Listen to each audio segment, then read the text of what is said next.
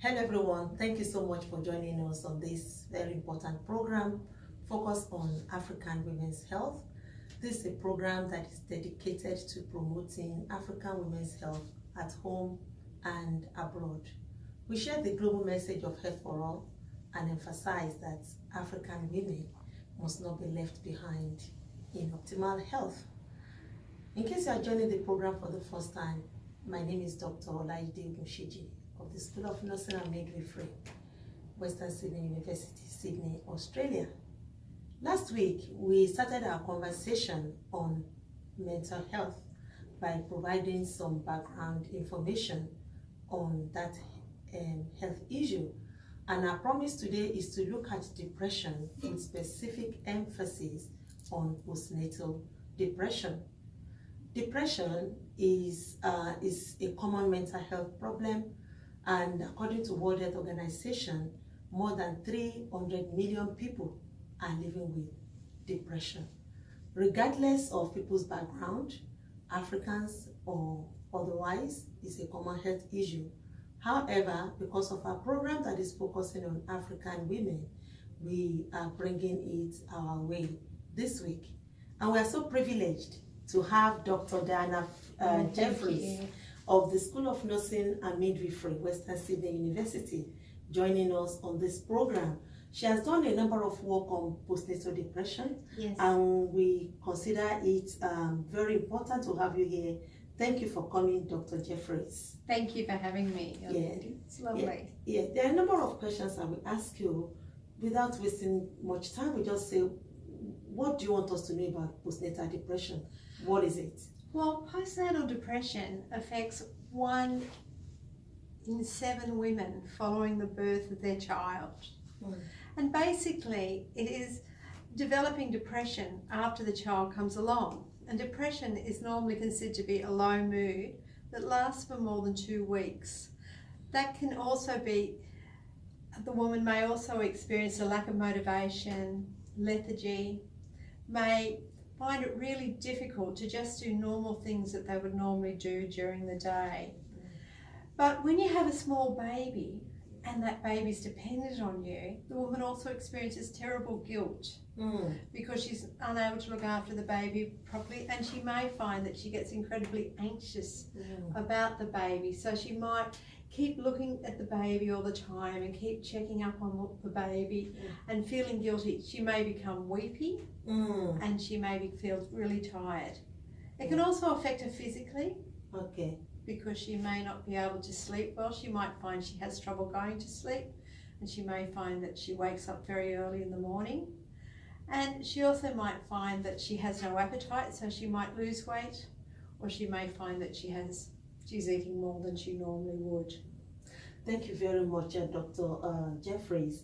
Are there some risk factors for postnatal depression?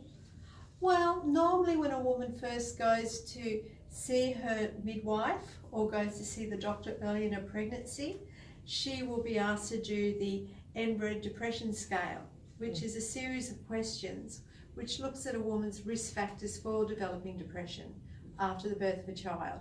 Of course, any kind of family history or the fact that she might have had depression in the past is going to put her at greater risk of postnatal depression. But anybody can experience this, and I think that women just have to be aware of the risks of developing postnatal depression and know the symptoms and be able to ask for help, because one of the biggest problems with mental illness, especially in the postnatal period, is that women feel really ashamed of having these feelings and feel they've just got to put on a brave face and don't go and get the help they require.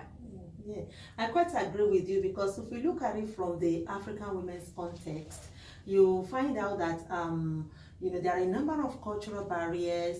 There are issues that have to do with diagnosis or even describing what people are feeling, especially in the early hours of giving birth. So for African women, there is the issue of culture. And when you look at it in terms of African migrants, that's another level in terms of isolation, not knowing how the services work where they are. Now, you have mentioned some symptoms earlier on, they can be weepy, they will not have interest in what they usually feel happy doing before. Now, with the services, we want to suggest available services for women that are experiencing those signs and symptoms. Well, I think after a baby is born, that women are normally kind of plugged into their local community health centres, especially when it comes to baby health. And I think if women are feeling any of these kinds of symptoms, they should discuss it with a baby health nurse that they go to see, the child and family nurse. If it's beyond that time and the women are experiencing this, women should go and see their general practitioner and they should talk to them about what they're feeling. I think it's important in African cultures, where I know there's a lot of kind of taboos and barriers about this, is to know that if they do go and see their GP, it is going to be a confidential conversation that they can just talk with their GP about it, be honest about the way they're feeling and get the help they need and the treatment they need. Because the wonderful thing about depression is that it is able, that with treatment, women will feel a lot better. Thank you so much. So what we are saying in essence is that wherever you may be watching this program or listening to us, we are suggesting that you see your doctor or you see your women's health nurse.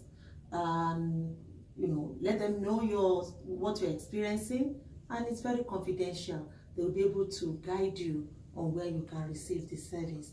Before we round up this program this afternoon, we would really like to know about that Mockingbird program that is coming up in Australia, which is a great thing that we're just. Give us some insight into it. Well, the wonderful thing is that Western Sydney University, in the School of Nursing and Midwifery, a number of researchers have joined together with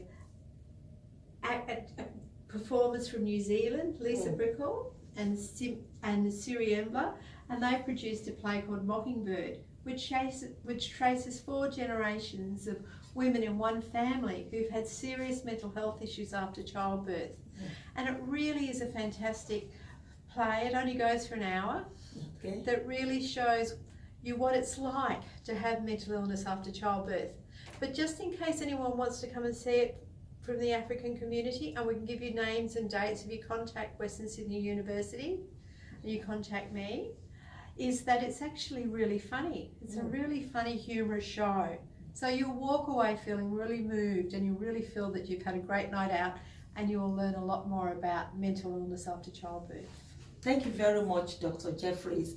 Next week we continue our discussion on mental health issues. Like I always say, please watch this video, share it, and let's together work in promoting African women's health. I would really like to thank you so much, Dr. Jeffries, for joining me on this program today.